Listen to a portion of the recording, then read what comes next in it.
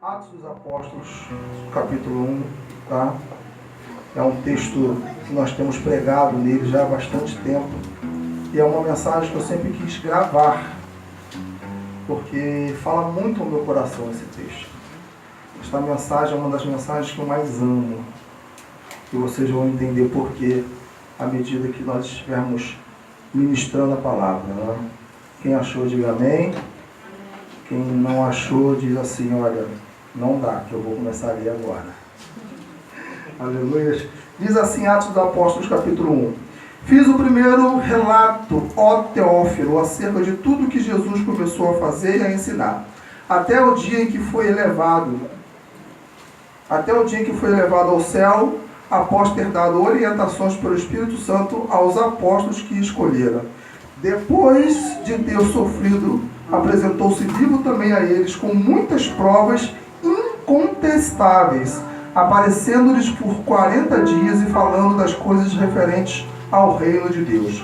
Enquanto participava de uma refeição com eles, ordenou-lhes que não se exaltassem de Jerusalém, mas que esperassem a promessa do Pai, a qual disse ele, de mim ouvistes. Porque na verdade João batizou com água, mas vós sereis batizados com o Espírito Santo dentro de poucos dias. E os que se haviam reunido perguntou-lhe, Senhor, é este o tempo em que restaurarás o reino para Israel? Ele lhe respondeu, não vos compete saber os tempos ou as épocas que o Pai reservou para a sua autoridade, mas recebereis poder quando o Espírito Santo descer sobre vós, e sereis minhas testemunhas tanto em Jerusalém como em toda a Judéia e Samaria até os confins da terra. Depois de dizer essas coisas, ele foi levado às alturas, enquanto eles olharam, e uma nuvem o encobriu de seus olhos. Estando eles com os olhos fixos no céu, enquanto ele subia, apareceram junto deles 2 homens vestidos de branco, que lhe disseram, homens galileus, por que estáis olhando para o céu? Esse Jesus, que dentre vós foi elevado ao céu, virá do mesmo modo como viste partir. Pai, na tua presença eu estou agora. E em concordância com o teu servo que orou por mim, ó Deus, agora eu lhe peço, torna-me um canal desobstruído da tua palavra. Nós queremos ministrar agora, ó Deus, aquilo que o Senhor colocou no nosso coração. Fale conosco.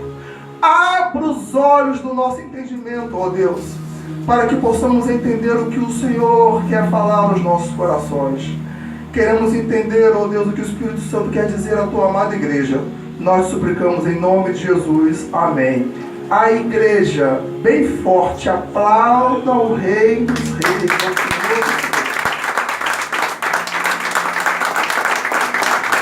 Mais forte para ele. A ele seja a glória, a ele seja a honra, a ele seja o louvor. Amém. Amém. Esta mensagem tem um tema. Tem mais ou menos 1 ano e pouco que eu uso esse tema para esta mensagem. E o tema é Jesus é tudo de bom. E por que Jesus é tudo de bom? Porque dele emana toda a bênção, emana toda a bondade, todo o amor. Jesus é tudo de bom porque ele é aquele que morreu na cruz por nós. Não é de Kardec, não é de Buda, não é de Maomé, não é do Papa, não é dos apóstolos, não é do pastor. Jesus é tudo de bom. Talvez tenha alguns jovens aqui, não é? E quando passa uma garota bonita na rua, aí, que bom, é tudo de bom. Não, Jesus, ele é tudo de bom. E eu gosto muito do Evangelho de João. O Evangelho de João nos revela essa verdade. É um evangelho que revela verdades espirituais tremendas acerca de Jesus. Tá? Se você quiser entender um pouco mais quem é Jesus, leia o Evangelho de João pelo menos umas 20 vezes por mês. Porque você vai entender por que Jesus é tudo de bom. Você vai entender, por exemplo, que lá no capítulo 1, Jesus é tudo de bom porque ele é Deus. Lá, logo no primeiro versículo, você vai ler, no princípio era o verbo estava com Deus e o verbo era Deus. Todas as coisas foram feitas por ele e nada do que foi feito sem ele se fez. Então, só pelo fato Jesus ser Deus, não há dúvida de que Ele é tudo de bom. Porque se Ele é Deus, Ele é autossuficiente. Se Ele é autossuficiente, Ele pode fazer qualquer coisa. Ele pode fazer o mar se abrir. E se Ele não fizer o mar se abrir, Ele pode fazer a gente andar por cima. Porque Ele é Deus. Ele detém todo o poder, Ele detém toda a autoridade. Então o Evangelho de João, lá no capítulo 1, nos revela que Ele é Deus. E por Ele ser Deus, Ele pode todas as coisas. Lá no Velho Testamento, há um texto que eu amo muito, que fala assim: operando Deus, quem impedirá? Então nós entendemos que Jesus é esse ser maravilhoso, porque Ele detém todo o poder. No capítulo 2, lá do Evangelho de João, nós podemos ter a certeza absoluta que Jesus é tudo de bom, porque Ele é a alegria do nosso casamento. Ele é a alegria do casamento. Naquele texto, nesse texto, nós entendemos pela narrativa que Jesus fez seu primeiro milagre. E o texto diz que num casamento, naquela época, faltar vinho era muito complicado. O vinho era exatamente o que trazia a alegria do casamento. O vinho era exatamente o que fazia com que os convidados ficassem satisfeitos, ficassem alegres. Porque, afinal de contas, um bom vinho fazia com que o casamento fosse muito bem visto. Um mau vinho fazia com que o casamento fosse mal visto e fosse falado. Hoje em dia nós temos a questão da comida, né? Quem vai numa festa, se comer muito, aquela festa foi ótima. Se comer pouco, Jesus, sai de baixo, porque vai ser mal falado. Então, na época de Jesus, o vinho era a alegria do casamento. E aí nós entendemos o seguinte, que se Jesus é a alegria do casamento, ainda que o seu casamento não seja um casamento bom no começo, se você continuar com Jesus, quando ele estiver quase terminando, Jesus vai fazer um milagre. E esse milagre vai restaurar o seu casamento. E o seu casamento, quando ele chegar perto do final, em sendo restaurado, vai se tornar muito melhor do que nos primeiros anos que você estava de casado. É por isso que você não pode desistir do seu cônjuge. É por isso que você não pode desistir da sua esposa. É por isso que você não pode desistir do seu esposo. Porque ainda que você passe um casamento difícil durante 10 anos, se você estiver com Jesus, Jesus vai se manifestar com alegria nele. No capítulo 1, no capítulo 3 de João, nós entendemos que Jesus é tudo de bom porque Ele é a expressão máxima do amor de Deus. Quem não conhece, por exemplo, a narrativa de Nicodemos, eu amo esse texto porque ele nos revela verdades espirituais tremendas. Nicodemos, sabendo que Jesus fazia coisas espantosas, foi ter de noite com ele. E a Bíblia diz que Nicodemos chegou para Jesus e falou assim: Jesus, eu sei que tu és mestre, porque ninguém pode fazer esses sinais se Deus não for com ele. Então Nicodemos, achando que Jesus ia falar com ele assim: muito bom, gostei, você falou bem de mim. Não, Jesus chegou e falou assim: olha, você tem que saber uma coisa, para entrar no reino de Deus tem que nascer de novo. E aí quando Nicodemos ouviu isso, ele não entendeu nada, porque ele achou que precisava se tornar criança, virar um embrião, entrar na barriga da mãe para poder nascer.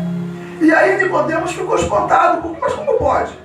Porventura pode acontecer de eu voltar de novo a ser criança e entrar no ventre da minha mãe? Aí Jesus faz uma revelação tremenda. Ele diz assim: Nicodemos, o que é nascido da carne é carne, o que é nascido do Espírito é Espírito. Mas eu te digo que para entrar no reino dos céus, que para ser salvo não tem jeito.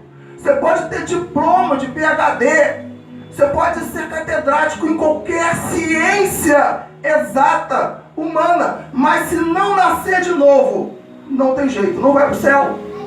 E aí lá no versículo 16 desse mesmo capítulo, há um versículo que os teólogos chamam de texto base do Evangelho. Jesus chega e fala assim para Nicodemos: Nicodemos, porque Deus amou o mundo de tal maneira que deu o seu Filho unigênito, para que todo aquele que nele crê não pereça,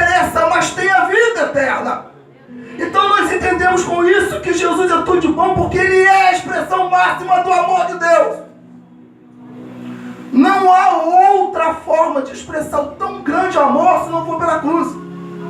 Através da cruz nós entendemos que Jesus nos amou de tal maneira, que Deus nos amou de tal maneira, que enviou o seu Filho para morrer por nós. No capítulo 4, tremendo. Jesus é aquele que sacia nossa verdadeira sede. Sabe por que Jesus é tudo de bom? Porque ele sacia a nossa verdadeira sede. A Bíblia diz que Jesus tem que passar por um certo lugar. Só que para ele ir para esse lugar, ele tinha que passar por Samaria. Ele já sabia o que tinha que fazer lá. Ele tinha que se encontrar com uma mulher chamada Samaritana. E aí nós entendemos que Jesus usou de uma estratégia. Qual era a estratégia? Opa, eu vou parar aqui. Ela vai pegar água. E a partir desse momento eu vou falar para ela qual é a necessidade dela. A necessidade dela é sede. Mas sede de quê? Sede de água. O texto diz, Jesus chega para a mulher samaritana e fala assim, mulher, dá-me de beber. Aí o que a mulher diz? Se espanta, porque os samaritanos não podiam, naquela época, falar com os judeus. Havia uma discriminação dos judeus para com os samaritanos. E aí Jesus, percebendo isso, que conseguiu confiscar, né? Conseguiu, de uma certa forma, fisgar ela, falou o seguinte, olha, se você soubesse quem fala contigo, você me pediria e eu te daria a água viva. Isso fez com que ela ficasse curiosa. Ora, o nosso pai Jacó bebeu desse poço, ele e deu aos seus, e o poço é fundo. Como que você pode pegar essa água e me dar? Aí ele chega e fala o seguinte, olha, aquela água que Jacó deu aos seus filhos, aos seus descendentes, eles tomaram e continuaram tendo sede. Mas essa água que eu te der, se você conhecer o dom de Deus, que é o derramamento do Espírito Santo, você me pediria e eu te daria água viva. E essa água viva iria brotar dentro de você, se tornaria uma fonte, e essa fonte jorraria para a vida eterna. Aí ela ficou maravilhada, porque ela entendeu que bebendo dessa água nunca mais teria sede. Só que ela não sabia que havia uma sede dela que não era sede de água. Porque Jesus revela qual era a sede dela. Jesus chega para ela e fala o seguinte, então tá bom, você quer desta água? Chama o teu marido. Aí ela falou assim, Senhor, não tenho marido. Aí é aí que eu quero entrar. Disseste bem, não tens marido, porque você já teve 5 maridos e o que tem agora não é teu. Porque na verdade ela estava tentando saciar a sede dela com o casamento. 1, 2, 3, 4, 5. Tem gente que não é feliz num casamento, acha que vai ser no outro, se separa, e aí no outro não é feliz e se separa, porque ela tem sede, não é de homem. Ela tem sede, não é de sexo, ela tem sede de Deus. Ela tem sede de salvação e não sabe disso, e aí tenta saciar isso. Jesus fala o seguinte, olha mulher, se você soubesse quem pode saciar a tua sede, você me pediria e eu te daria a água viva. Quando ela entendeu que a sede dela não é de prazeres, aí ela falou assim, eu quero desta água. No capítulo 5 de João, nós entendemos que Jesus é tudo de bom porque ele é a esperança. Lembra daquele episódio do homem que 38 anos paralítico? Você já imaginou? Eu não sei se ele tinha 38 anos de idade e nasceu paralítico, ou se ele ficou paralítico com o decorrer da sua existência. Tudo que eu sei é que 38 anos sem andar não é brincadeira. A Bíblia diz que ele ia a um determinado lugar e havia um poço, aonde um tempo descia um anjo. Aquele anjo, quando sacudia as águas, ao descer o primeiro era curado. Provavelmente ele todos os anos, naquela mesma hora, naquele mesmo lugar, ia para ali com a esperança de ter alguém que fizesse isso. E ele nunca conseguiu nenhuma alma caridosa que pudesse descer até as águas para ser curado. Mas ele tinha esperança. Ele não perdeu a esperança. Porque, como diz o ditado, a esperança de fato é a última que morre. Só que como Jesus é a esperança, a esperança nunca morre. Porque se Jesus é esperança e Jesus é Deus, Ele não é a última esperança, Ele é a esperança contínua. E essa esperança não morre jamais. E aí quando ele chegou naquele homem e falou assim: o que você quer? Eu quero ser curado, só que vai outro na minha frente, é curado na minha frente, porque não tem ninguém que possa me deixar lá. Então faz o seguinte, pega a sua cama e anda. Ou seja, 38 anos tendo a esperança de ser curado. Eu não sei quanto tempo você está com a esperança de resolver um problema. Eu não sei há quanto tempo você está com a esperança de resolver uma dificuldade. Talvez você está com uma enfermidade há 20 anos que te incomoda. Ei, alto lá, peraí. A esperança que é Jesus não morre. Ele é Deus. E por Ele ser Deus, Ele pode fazer qualquer coisa agora, nesse exato momento. E aí vamos lá para João, no capítulo 6. No capítulo 6, nós descobrimos que Jesus é o pão da vida. Ou seja, Ele supre nossas necessidades básicas, tanto materiais quanto espirituais. Lá em João capítulo 6, a gente lê a narrativa de que Jesus multiplicou 5 pães e 2 peixinhos. Aquela multidão, quando viu aquilo, Jesus, que coisa maravilhosa. Eles entenderam que já que as coisas vêm do nada, já que Jesus pode suprir, fazer brotar, pegar desse pão aí, transformar em 1.000, 2.000, 3.000, sem precisar trabalhar, sem precisar acordar 4 horas da manhã, sem precisar pegar o japeri lotado, beleza, opa, vou seguir Ele. E ele, aquela multidão, quando percebeu isso, encontramos aquele que vai me sustentar e eu vou ficar sem trabalhar. Porque já que Ele multiplica pão do nada, já que Ele multiplica peixe do nada, eu não vou precisar trabalhar, eu vou ficar beleza. Aí o texto diz que quando Jesus fez aquela multiplicação dos pães, Ele pegou o barquinho, foi para o mar de Tiberíades, e do outro lado aquela mesma multidão estava esperando. Só que Jesus não quer seguidores, Jesus quer discípulos. Existe uma diferença muito grande de seguidor para discípulo, meu querido. Seguidor só quer a bênção. Seguidor só quer que as coisas venham na mão. Seguidor só quer prosperidade. Seguidor só quer dinheiro no banco. Discípulo não. Discípulo, ele anda junto. Discípulo, ele passa a necessidade junto. Discípulo, ele não larga o seu líder em hipótese nenhuma, quer ele dê, quer ele não dê.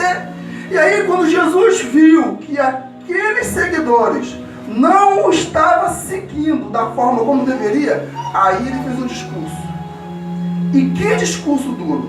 Ele chegou para aquela multidão e falou o seguinte: olha, vocês estão me seguindo agora, não é porque eu mostrei para vocês que eu sou o Messias, mas é porque eu vos saciei, é porque eu vos alimentei, é porque eu enchi a sua despensa, é porque eu te dei uma casa própria, é porque eu te dei um carro, é porque eu te dei um emprego. E aí, se eu tirar isso, você vai embora. Só que eu quero te dizer o seguinte: esse pão que você comeu, você come, e depois você volta a ter fome. Mas eu sou o pão da vida. Todo aquele que come da minha carne e bebe do meu sangue, esse nunca mais terá fome. Aquele discurso foi muito duro. E a Bíblia diz que uma boa parte daquela multidão foi embora. Aí ele foi, virou para os seus discípulos e falou assim: ó, vocês querem ir embora também? Só que os seus discípulos sabiam que o reino de Deus não é comida nem bebida, mas é gozo, é paz, é alegria no Espírito Santo. Então quer vivamos, quer morramos, somos do Senhor. E aí Pedro falou algo tremendo: para quem iremos nós, se só tu tens palavras de vida eterna? No capítulo 7, lá de João, nós descobrimos que Jesus é tudo de bom, sabe por quê? Porque Jesus é a verdadeira alegria. Jesus é a verdadeira alegria. Jesus, depois desse episódio, ele vai para uma festa, uma das principais festas dos judeus, que era a festa dos tabernáculos. Nessa festa dos tabernáculos havia alguns cerimoniais. E o último deles era: o sacerdote pegava uma talha de água, né? Enchia talhas de água, ia até o altar e aspergia no altar. Diz a tradição judaica que no momento que os sacerdotes despejavam aquela talha de água, Deus vinha com uma alegria imensurável, descia um rio de alegria. Algo acontecia no meio daquele povo, que eles riam, que eles gargalhavam, que eles ficavam felizes. Óleo de alegria descia, e aí as curas vinham, as manifestações vinham, algo tremendo acontecia. Aquele episódio simbolizava uma coisa: aquele episódio do sacerdote pegar água e descer no altar simbolizava que viria um que se chamava Jesus, que iria ser a alegria presente dentro dos nossos corações. Aí ele sobe a um lugar alto, chega para os judeus, na mesma hora que eles estavam descendo as águas, Jesus fala assim: aquele que crê em mim, como diz as Escrituras, rios de águas vivas correrão dentro do seu ventre. Ou seja, aquele simbolismo da água sendo derramada estava se cumprindo em Jesus. Jesus é tudo de bom, porque Ele é a nossa alegria. A alegria não é um acúmulo de coisas, a felicidade não é um acúmulo de coisas, é um estado de espírito. E esse estado de espírito só vem através de Jesus, meu querido. Você pode ganhar uma herança e ficar muito feliz com isso. Eu te garanto que um ano depois você vai se acostumar com ela. Com Jesus não, a alegria brota todos os dias.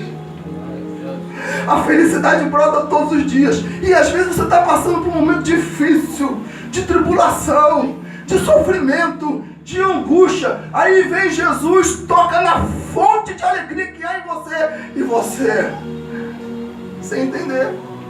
Em João capítulo 8, Jesus é tudo de bom, sabe por quê? Porque Jesus é aquele que nos livra da morte certa. A mulher adúltera. Ninguém esquece da mulher adúltera. A Bíblia diz que um grupo de fariseus e saduceus pegou uma mulher no ato do adultério. Para tentar Jesus, chegou para Jesus e falou o seguinte: olha aí, ó, a lei manda apedrejar. Não manda? Aí a Bíblia diz que Jesus estava lá, ó, escrevendo. Alguns até falam que estava escrevendo o pecado de cada um deles, porque a Bíblia diz que não existe ser humano que não tenha pecado na face da terra. Aí ele olha assim para aquela turma, para aquele pessoal: olha, aquele que não tem pecado, atira a primeira pedra. Foi saindo de um em um. Porque se duvidar, alguns daqueles tinham até adulterado com ela. Porque se duvidar, alguns daqueles eram muito mais pecador que ela. Aí quando ele olha de novo, não vê ninguém. Só estava ele e a mulher. Era a morte certa. Porque a lei era clara: quem era pego no ato do adultério tinha que ser apedrejado. Aí Jesus chega para ela e fala assim: ué, cadê os teus acusadores? Não tem ninguém?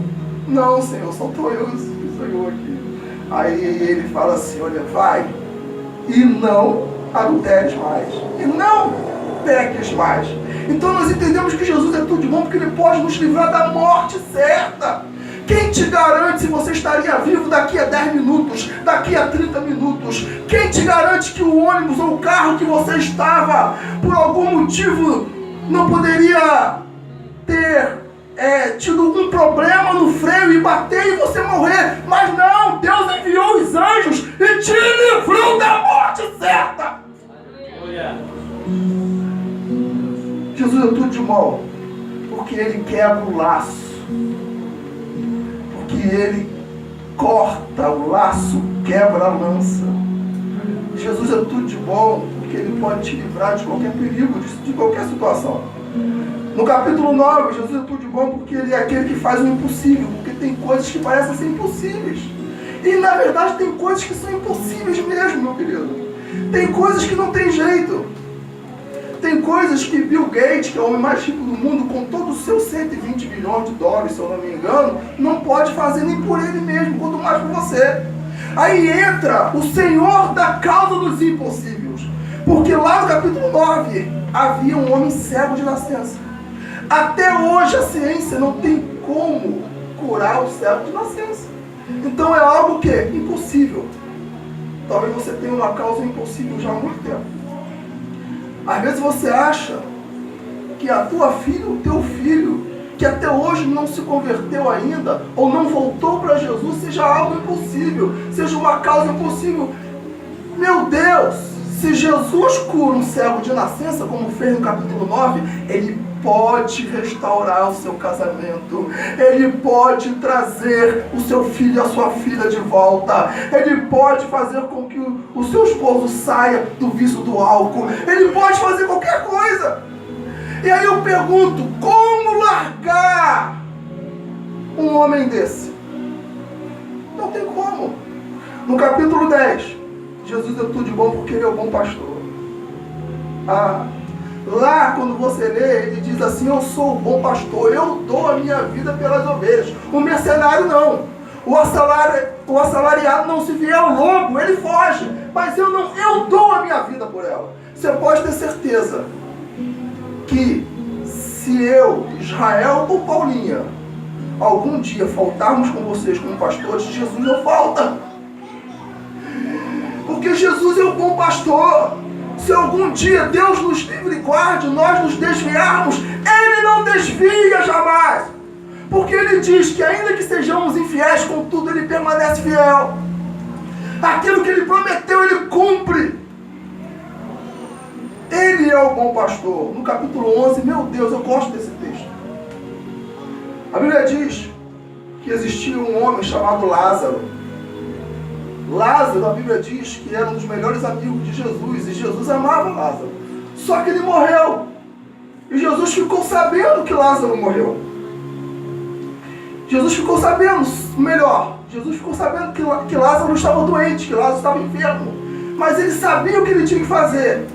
Ele sabia que ele tinha que mostrar quem ele era e quem ele é. Em vez dele ir logo para curar antes dele morrer, não. Ele esperou 2 dias, diz o texto. Vai lá ler, está lá no texto. Esperou 2 dias. Depois de 2 dias ele foi. Quando chegou lá, Lázaro já tinha morrido. 4 dias morto.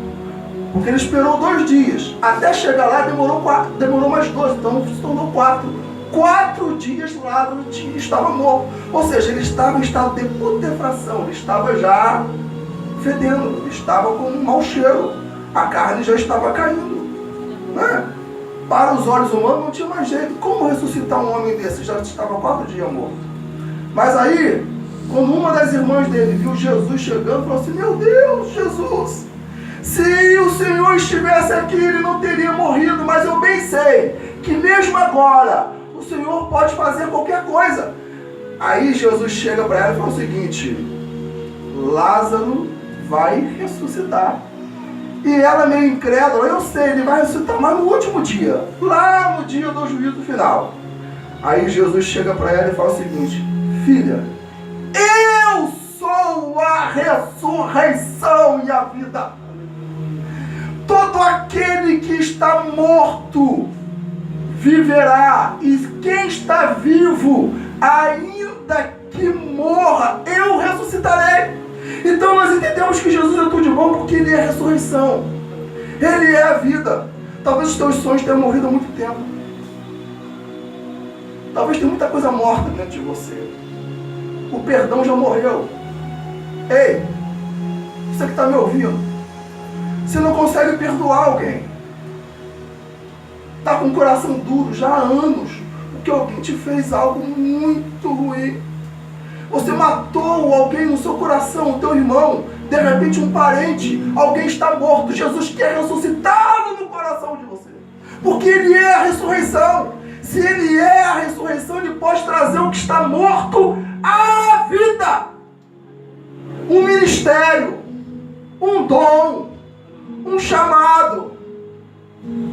Quem sabe você já esteve aqui um dia pregando e acha que nunca mais vai pregar. Morreu. Ei, Jesus é a ressurreição e a vida. Se Ele é a ressurreição e a vida, a Bíblia diz que a glória da segunda casa Ele pode tornar muito maior do que a primeira. Então Ele pode restaurar o seu ministério. Ele pode restaurar o seu chamado. E em Ele restaurando o seu chamado, Ele pode fazer 10 vezes melhor do que era antes. Ele pode fazer isso. Para diminuir o tempo, pulando o capítulo 12, o capítulo 13, vamos lá para o capítulo 14. No capítulo 14 de João, nós entendemos que Jesus é tudo de bom, sabe por quê?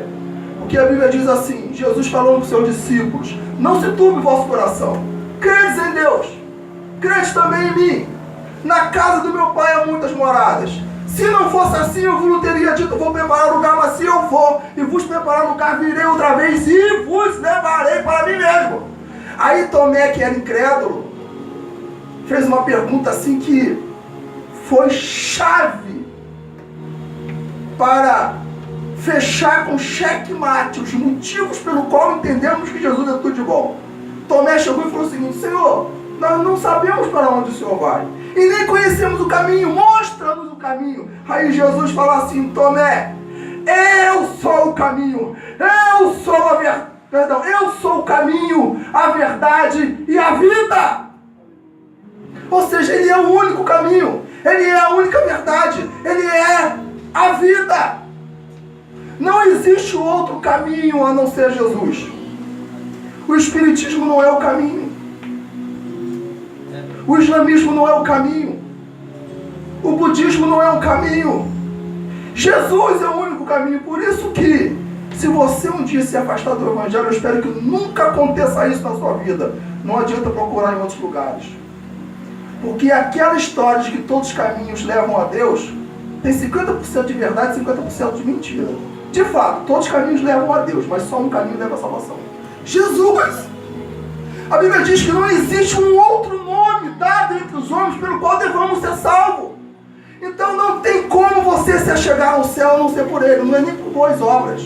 Você pode se afastar do Evangelho e começar a ajudar o pobre. Se você ajudar o pobre sem Jesus, vai para o inferno do mesmo jeito. Se você der os seus bens sem confessar Jesus como seu único e suficiente Salvador e não viver em santidade, não adianta, vai para o inferno. Então nós entendemos que Jesus é o caminho, a verdade e a vida. Concluímos com isso que não existe coisa melhor do que Jesus. Não existe. Você pode ter o melhor marido que você sonhou. Não é melhor do que Jesus.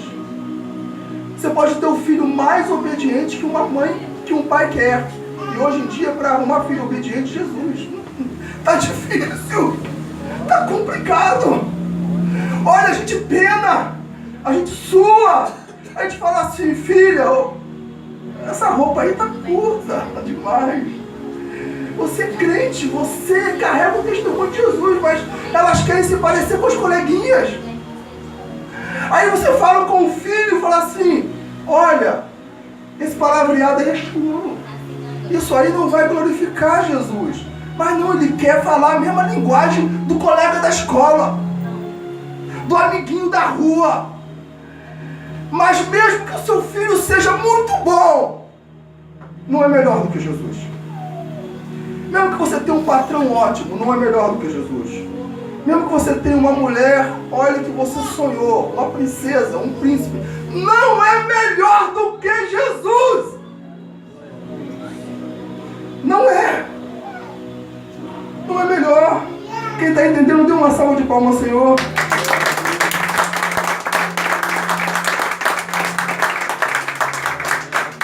Agora, talvez você possa estar perguntando assim, mas o que tem a ver João com o texto que a gente leu? De Atos dos Apóstolos.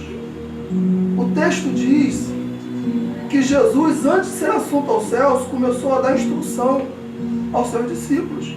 E chegou para os seus discípulos e falou o seguinte, olha, ficai em Jerusalém até que do alto seja revestido de poder.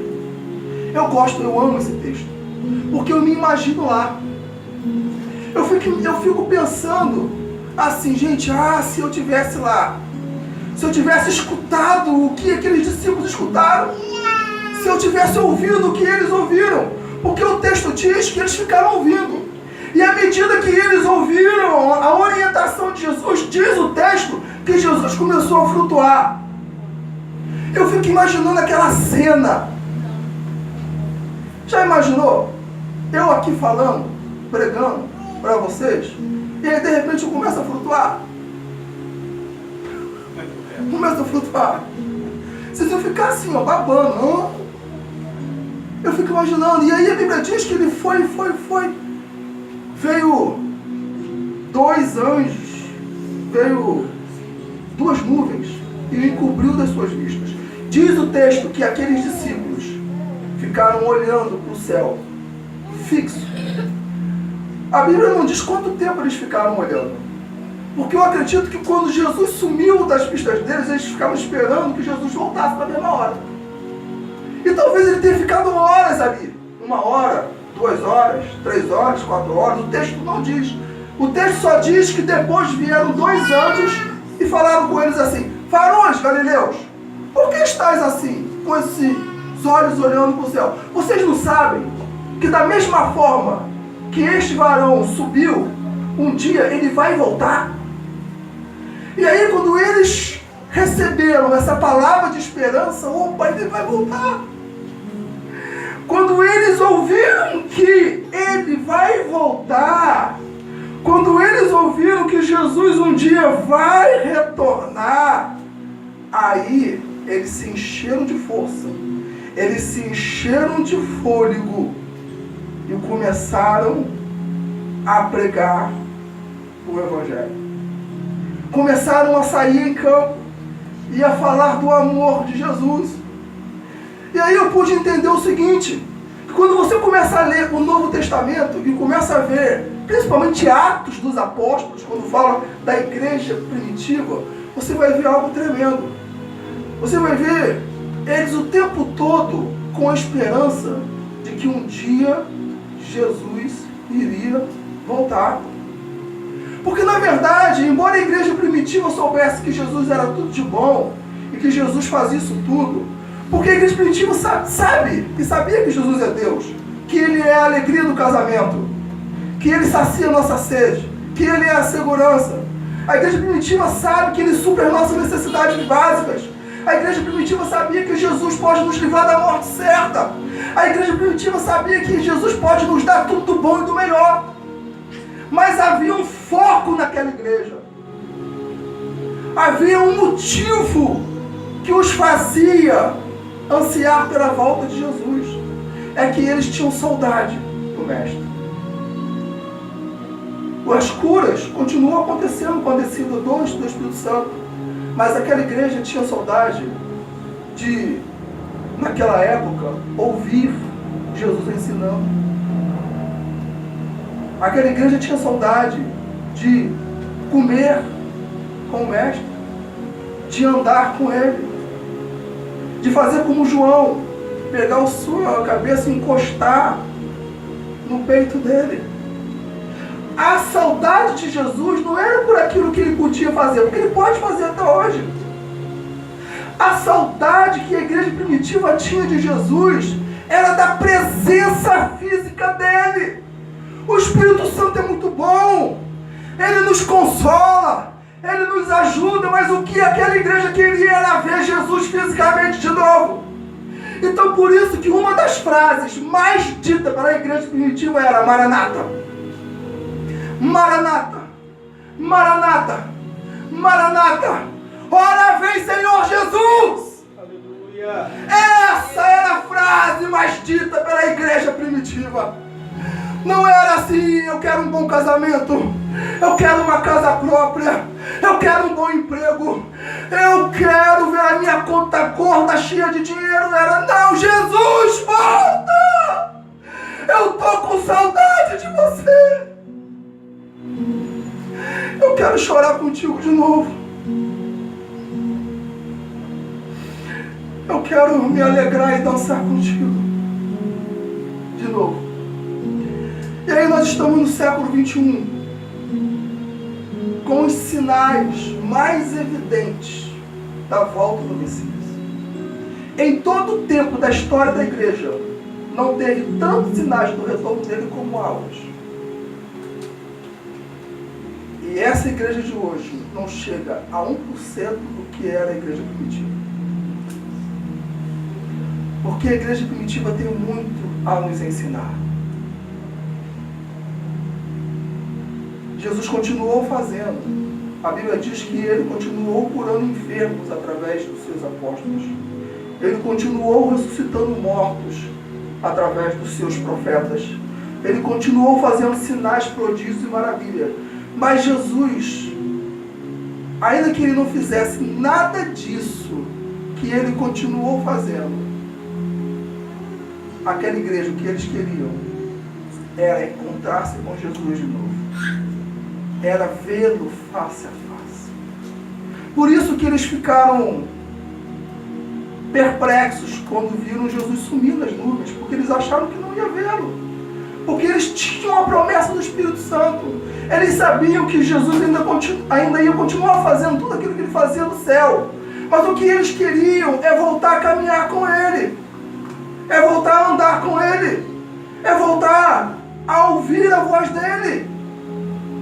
Aquela voz mansa e suave, quando ele diz assim: vinde após mim, e eu vos farei pescadores de homens. Tomai sobre vós o meu jugo, porque o meu fardo é leve. Jesus quer restaurar esse sentimento na igreja de hoje. Você não está proibido de adorar a Deus por aquilo que ele faz, mas você tem que desejar a Jesus por aquilo que ele é. Porque ainda que ele não faça, ele continua sendo Deus. Ainda que ele não ressuscite os seus sonhos, ele continua sendo Deus. Ainda que ele não melhore o seu casamento, ele continua sendo Deus. Ainda que ele não traga o seu filho ou sua filha de volta, ele continua sendo Deus. E vai chegar uma hora que ele vai enxugar do seu rosto toda lágrima. Vai chegar um momento que, se você não conseguir aquilo que você quer lá no céu, você vai falar assim: valeu a pena esperar. Valeu a pena. Sabe aquele hino? Vai valer a pena. Isso vai se concretizar daqui a alguns instantes, quando a igreja for arrebatada. Quando a igreja for arrebatada e ela começar a ter a certeza de que não vai ficar mais separado do Mestre, meu Deus, todo o esforço que nós fizemos não foi em vão. Eu acredito mesmo que os seus filhos vão vir para o ministério voltados para Deus. Aleluia. Eu acredito que os seus parentes vão se converter aqui antes do arrebatamento. Mas eu vou falar uma coisa. Eu vou te dizer uma coisa. A minha vontade de ver Jesus é tão grande, é tão grande. Eu tenho muitos parentes que ainda precisam se converter, que ainda precisam de Jesus. Mas a minha sede de ver Jesus é tão grande que eu vou confessar uma coisa: entre esperar ele se converter e Jesus voltar agora, eu prefiro que ele volte agora. Eu preciso que ele venha agora, porque eu quero ouvir a voz dele. Eu quero saber como é o timbre da voz. Eu quero saber como que ele comia. No tempo de hoje, será que era de garfo e faca? Será que era com a mão? Como é o sorriso dele? Os dentes dele, como é? Como é os lábios? Como é o cabelo? As lágrimas? Como que ele chorava? Como que ele dançava? Ele quer despertar uma igreja que sente sede da presença dele, não do que ele faz. Jesus é tudo de bom. Ele pode fazer tudo. Mas o que ele mais quer é que você, igreja, sinta saudade da presença física dele e clame: Jesus, volte! Jesus, volte! Venha! Eu não aguento mais! Eu não aguento mais! Eu confesso, eu não aguento mais! Eu não sou mais santo do que ninguém. Eu, de repente, eu sou até mais pecador do que alguns de vocês aqui, mas, meu querido, não dá mais para andar na rua da forma como a gente está vendo. Não dá. Não dá para ouvir o que nós estamos ouvindo sem doer os nossos ouvidos, sem sangrar os nossos olhos. Não dá para ver os nossos filhos se perdendo. Não dá. Não dá. Querem imitar o mundo, querem imitar tudo, menos Jesus, menos o que a palavra de Deus diz. Como está difícil. Como está difícil. A Bíblia diz que Ló afligia sua alma quando morava em Sodoma e Gomorra. A igreja hoje não está afligindo. Vê o que está vendo aí e não chora, não geme. Não chora, não geme. Eu não quero que Jesus demore mais um segundo. Eu quero que meus parentes se convertam. Mas eu vou confessar uma coisa. Eles já ouviram muito do Evangelho. Todos os dias tem alguém pregando.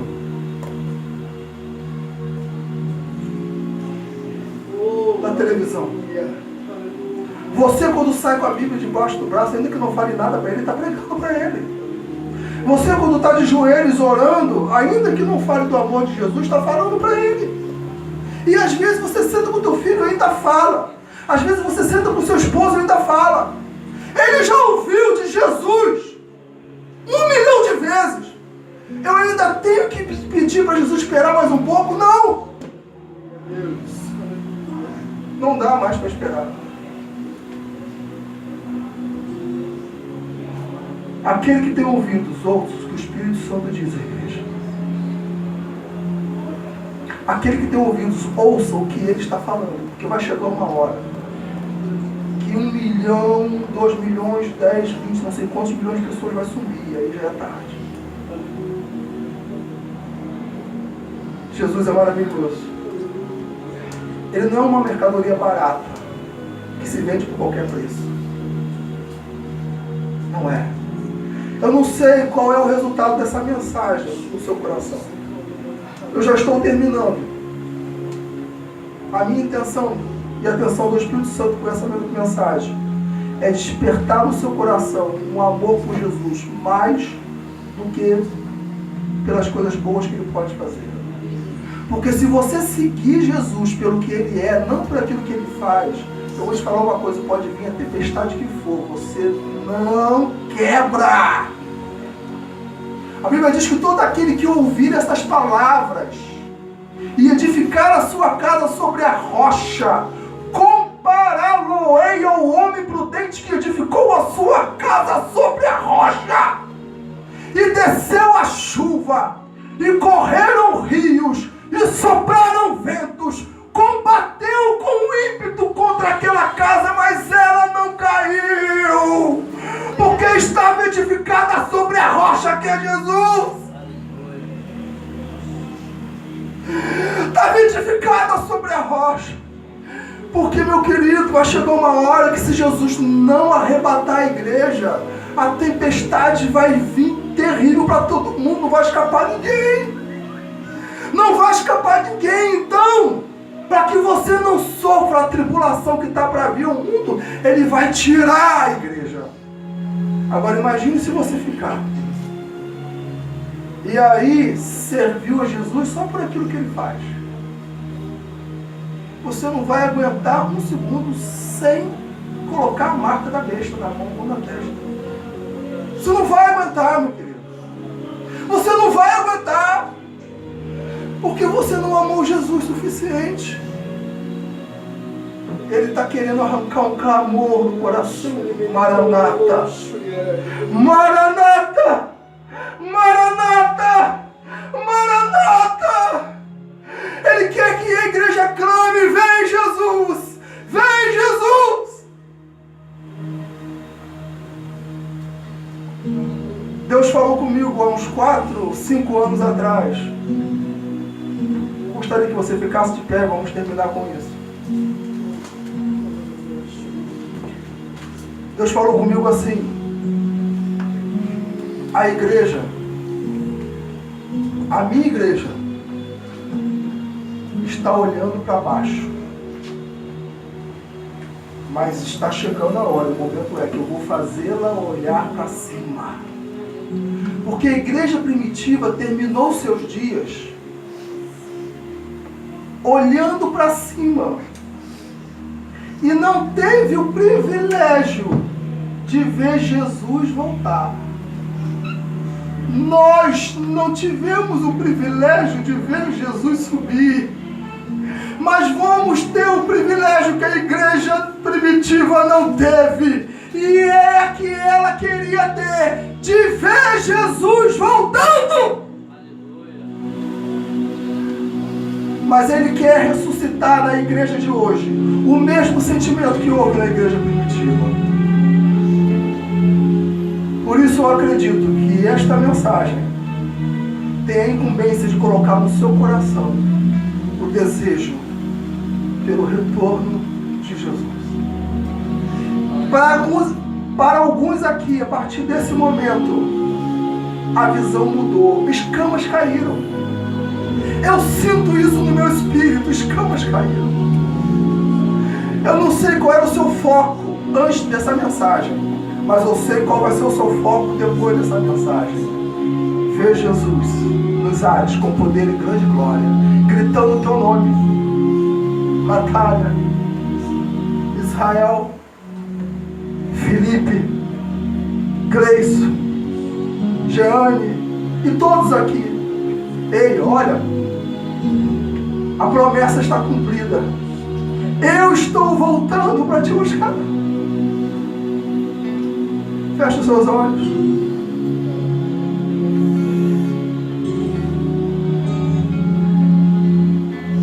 Eu não tenho muito costume, porque eu sei que a grande maioria aqui são crentes, ou já teve uma experiência com Jesus, mas eu senti um desejo no meu coração. Seja você crente ou não, enquanto estivermos adorando, você vai vir aqui à frente. E com essa atitude, você vai estar falando para mim assim: Jesus, me perdoa. Jesus, me perdoa porque eu não te amava o suficiente. Eu só queria o que você podia fazer. Eu só queria as suas mãos, a sua face. E eu não estava muito interessado. Eu vou estar te dando essa oportunidade de você vir aqui à frente. Nós vamos estar orando por você. Com esse ato, você vai estar dizendo para ele que você quer a volta dele. Você quer vê-lo. Você quer o arrebatamento. Feche seus olhos, Pai. Na tua presença nós nos colocamos. E te somos gratos, ó Deus, por mais uma vez poder estar aqui diante de ti. No momento da adoração, você vai ter oportunidade. Se você estiver muito perto, só dá 2 passos, 3 passos. Se você estiver mais longe, venha aqui à frente, nós estaremos orando por você. Eu acredito que esse ato vai ser um simbolismo tremendo no mundo espiritual para a sua vida. Em nome de Jesus, Pai, na tua presença eu coloco os teus filhos agora. Toque no coração deles, ó Pai. Fale com eles. Em nome de Jesus.